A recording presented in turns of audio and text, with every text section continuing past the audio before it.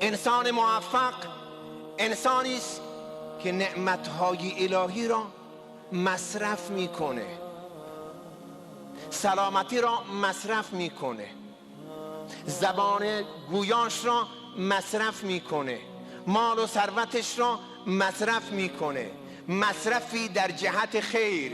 یا الله، بشنوید سخن شیرین پیامبر علیه السلام را، کوتاه اما پرمغز.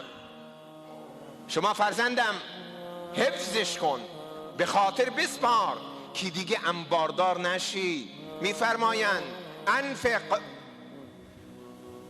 ینفق علیک. یا سبحان الله، مصرف کن، انفاق کن، خیر کن، ببخش، چون چنین کردی بر تو انفاق می شود.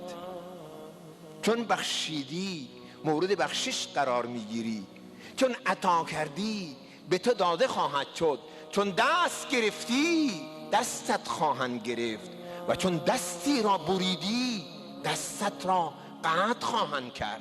انفق ینفق علیک، انفاق کن بر تو انفاق می شود.